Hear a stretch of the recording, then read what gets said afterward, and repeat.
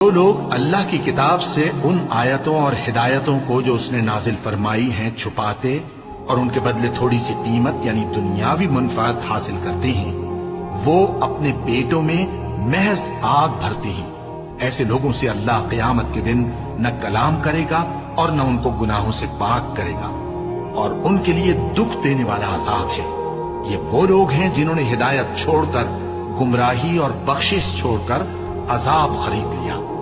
یہ آتش جہنم کی کیسی برداشت کرنے والے ہیں۔ یہ اس لیے کہ اللہ نے کتاب سچائی کے ساتھ نازل فرمائی، اور جن لوگوں نے اس کتاب میں اختلاف کیا وہ ضد میں آ کر نیکی سے دور ہو گئے ہیں۔ نیکی یہی نہیں کہ تم مشرق و مغرب کو قبلہ سمجھ کر ان کی طرف منہ کر لو، بلکہ نیکی یہ ہے کہ لوگ اللہ پر اور روز آخر پر اور فرشتوں پر اور اللہ کی کتاب پر اور پیغمبروں پر ایمان لائیں۔